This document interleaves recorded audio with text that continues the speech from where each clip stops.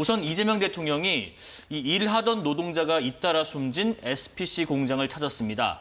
일터가 행복한 사회를 만들어야 한다 강조했는데 오늘 이 대통령 발언부터 듣고 오겠습니다.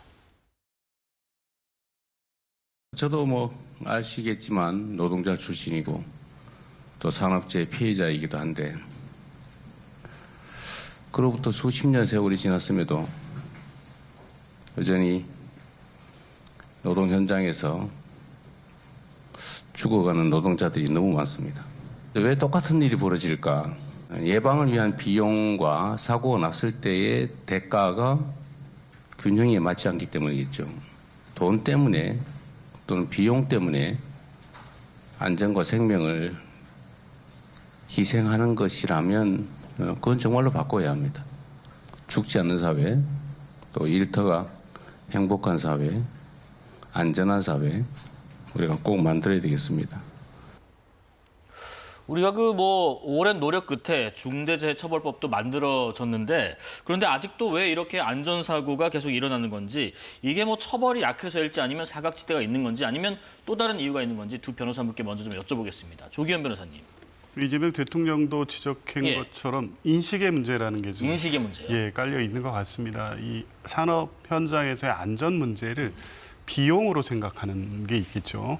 원래 중대재해처벌법 이전에도 산업안전보건법을 통해서 산업 현장에서 이 근로시 내지 위험 작업 시에 안전 대책을 사전에 준비하고 예비해야 될 이 법적 강제 규정은 원래 있습니다. 그런데 이걸 하나하나 실제 제대로 실행하다 보면 상당한 비용이 들고 생산 현장의 효율성이 떨어진다는 어떤 인식이 깔려 있는 거죠. 그게 우리나라 경제가 고도 성장을 하면서 이 노동을 대상화하고 도구화한 이 낡은 인식이 여전히 깔려 있다. 이런 게 문제인 거고요. 그러니까 결국에 산업의 현장 안전에 대한 인식 개선이 필요한데 그게 법을 통해서 강제되지 않는 부분이 있어서 이제 중대재해처벌법으로 더 처벌을 강화함으로써 끊어내고자 했지만 여전히 2023년 기준, 2024년 기준을 보면 산업재해 사망사고가 늘고 있습니다. 그러니까 중대재해처벌법을 시행했음에도 불구하고 산업 현장 사망사고가 끊이지 않는 것이죠. 그래서 이재명 대통령은 시종일관 본인이 소년공으로서 산업재해 피해자로서 장애를 가지신 분이고 또 신념으로서 산업 안전에 반드시 실행하겠다 이런 부분을 강조해 왔기 때문에 특히 집권 초기부터 이 부분을 강조하고 있고요. 그래서 오늘 SPC 현장에 직접 가서 관련 현장에서 동일한 사고가 발생되는 부분에 대한 경각심을 분명히 오늘 확인하고 이후에 어떤 방식이든 산업 재해로 인한 사망 사고는 발생하지 않도록 하겠다는 정권의 의지, 강력한 의지를 오늘 다시 한번 보여주신 거라고 봅니다. 현장에서도 비슷한 언급을 하신 것 같아요. 안전이 곧 비용이라는 인식. 그러니까 12시간씩 계속 빵 공장을 돌리면서 맞교대를 하면은 당연히 사람이 새벽 시간대에 취약하고 졸리고 그럴 수밖에 없지 않아요. 그런데 어떻게 20분만 쉬느냐 이런 언급도 했는데 안전은 비용이다라는 이런 인식이 아니라 말고 또 어떤 내용이 있을까요? 결국 국가의 존재 의무가 뭐겠습니까? 국가란 것은 외적으로부터 국민의 생명과 신체와 안전을 보장하는 것이 국가의 기본 의무인 것이고 그것이 바로 사회계약설에 따르는 어떤 국가가 마땅히 해야 되는 것 아니겠습니까? 우리가 세금을 내고 그에 따라서 우리의 생명과 신체를 지켜주는 것은 너무나 당연한 것이죠. 다만 이제 자본주의 사회에서 어떤 최대한 이익을 보기 위해서 사업주들이 어떤 노동자들의 어떤 기본적인 안전이나 이런 것들을 배려하지 않았던 그런 부분이 분명히 있었고 그렇기 때문에 아까 말씀했던 산업안전보건법이나 이런 것을 통해 가지고 규제를 해왔는데 그것만 가지고는 부족하다. 특히 우리나라가 선진화되고 있음에도 불구하고 정말 후진국형 산업재해가 계속 있었다라는 인식하에 2022년에 중대재해처벌법을 도입한 것은 맞습니다. 그런데 조 변호사님 말씀하신 것처럼 그럼 중대재해처벌법이 들어오면은 이게 중대산업재해, 중대시민사회재해이 없어져야 되는 거잖아요. 그런데 왜 없어지지 않을까요? 우리가 영어를 제가 중고등학교 때 배울 때 이런 얘기가 있었습니다. Accident will happen. 이게 뭐냐면 사고는 나기 마련이다.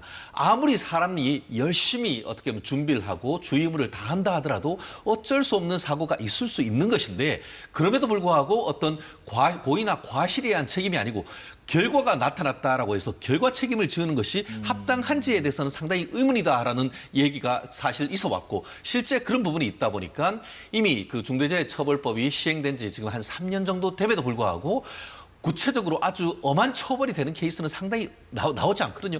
이런 것이에요. 현장에서 그런 사고가 있었는데 그 시간에 경영자는 해외에 가서 바이어를 뚫기 위해서 열심히 일하고 있었는데 중대재해가 발생했다는 이유로 그 경영자나 실질적인 어떤 오너가 형사처벌 받는 것이 정당한가?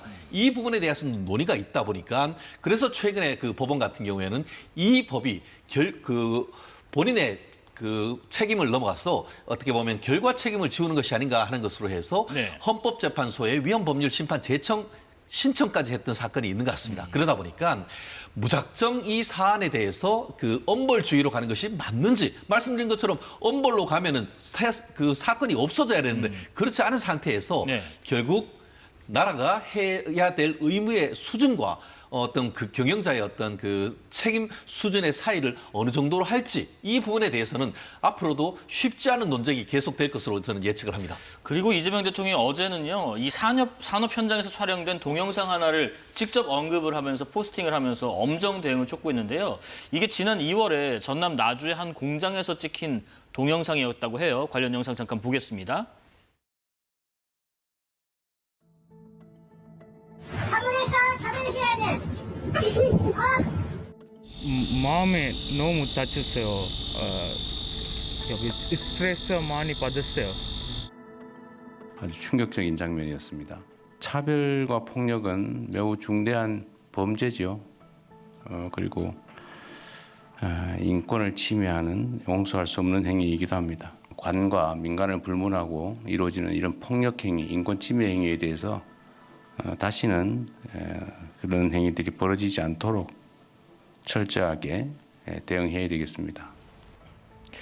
저게 지금 외국인 노동자를 우리가 뭐 하대하거나 뭐 학대하거나 뭐 이런 일들은 과거에 참 많이 들어왔었는데 아직도 외국인 노동자를 현장에서 저렇게 대응하고 저게 만약에 외국인 노동자가 아니라 한국인 노동자였더라도 저렇게 했을 것인가. 저걸 지금 뭐 잘못했어 하면서 낄낄거리면서 장난치는 저런 것들은 처벌이 될 수 있는 범죄인가요? 저는 정말 너무나 충격을 받았습니다. 어떻게 우리 이웃 정말 약자인 그 외국인 노동자를 저런 식으로 그 대우했는지에 대해서는 저도 분노를 느꼈는데요. 저는 저것이 한 번이 아니고 3번이나 사실상 저 외국인 근로자를 죽인 것이다라고 평가를 합니다. 무슨 네. 말씀이냐? 지금 보이는 저 그 비닐이 자동적으로 이렇게 비닐을 칭칭칭칭 감는 겁니다. 그러면은 블록 자체와 함께 몸이 자동으로 감길 때 얼마나 큰 어떻게 보면 공포를 느꼈습니까? 그럼요. 저게 그 다른 거 감는 것도 아니고 현장 가보면 팽팽하게 굉장히 감거든요. 그 벽돌 같은 거 쓰러지는 그럼요. 빡빡하게 그래서 묻는 거거든요. 첫 번째 그걸로 해서 공포를 느끼게 했고 그 다음에 저와 같은 그 중기구에 리프트업해서 이렇게 사람을 매달았던 점에서 2번 죽였고 네. 그리고 옆에 있으면서 낄낄거리면서 휴대폰으로 찍음으로써 인격 살해를 했다. 저는 3번 사람을 살해내는 것이다 마찬가지다라고 생각하는데요. 네. 근로기준법에 보면은 사용자는 그 무슨 이유로도 근로자를 폭행해서는 안 된다라고 규정을 하고 있고 만약에 이를 위반해서 폭행했을 경우에는 5년 이하의 징역 또는 5천만 원 이하의 벌금에 처하도록 되어 있습니다. 형법상 폭행보다 엄청나게 높게 처벌을 하고 있습니다. 저분이 지금 근로자인지 사용자인지는 좀 추가적으로 확인을 해봐야겠습니다만 네. 말씀드린 것처럼 저 사실 자체만으로도 엄벌에 처해야 될 부분인 것이고 우리 사회에 온 요즘 3D 직업 중에 외국인 근로자가 없으면 돌아가지가 않습니다. 존중해도 모자랄 판이고 특히 이분 같은 경우에는 정상적으로 한국에 들어와가지고 고용 허가를 받은 외국인 근로자들을 저런 식으로 대우한다고 하면은 그러지 않고 불법 체류자나 이런 부분에 대해서는 도대체 현장에서 어떤 일이 벌어질까 정말 국민의 한 사람으로서 수치스럽고 부끄럽습니다. 요즘에 그 뭐 꼭 3D 업종 아니어도 그 현장 곳곳에 뭐 우리가 편하게 가는 식당에서도 그렇고요. 외국인 노동자분들 우리가 쉽게 만나볼 수 있는데 그런 분들한테 저렇게 말씀하신 것처럼 3번이나 인격적인 살해까지 할 정도로 굉장히 충격적이던데 혹시 어떤 또 다른 혐의에 적용을 받을 수 있는 부분인지 만약에 사용자가 저런 행동을 하는 것을 방치했다면 어떤 혐의까지 갈 수가 있나요? 글쎄요, 뭐 일단 아까 말씀하신 이제 근로기준법 상의 처벌 조항이 있고요. 지금 저 지게차라든가 차량을 이용하면 네. 위험한 물건을 이용해서 폭행, 상해를 발생시키고 또 저렇게 묶는 형태의 이 고통을 가한 것은 또 강금의 도로 볼 수도 있습니다. 그러면 네네. 특수폭행이나 특수상해, 특수강금죄에 해당할 수 있고요. 저걸 3번에 걸쳐 이러는 동안 저렇게 영상이 촬영됐다고 하면 저 촬영된 영상을 자기의 어떤 이 공유 사이트에서 돌려보거나 했다고 하면 그건 뭐 당연히 명예훼손에 해당될 수 있고요. 네네. 또 현장에서 저렇게 이 장면을 보면 서로 낄낄대고 웃고 뭐 당연히 모욕죄에도 해당되고. 그러니까 해당될 수 있는 범죄 혐의 사실은 한두 개가 아닙니다. 이건 그냥 검토 정도가 아니라 이미 확인되는 저 화면상의 사실 관계만으로도 적용될 수 있는 형법상의 중죄들이 뭐 여러 개가 있어서요. 네. 현장에 있어서 저걸 주도한 저 행위한 분들뿐만 아니라 이것을 방조하고 방치하고 3회 동안 있었다고 하면 적어도 고용주 입장에서는 알고 있었을 가능성이 매우 높습니다. 그러면 방조 혐의, 고용주에 대한 특수폭행, 특수상해, 특수강금죄에 대한 방조죄도 검토될 수 있을 것 같습니다. 네.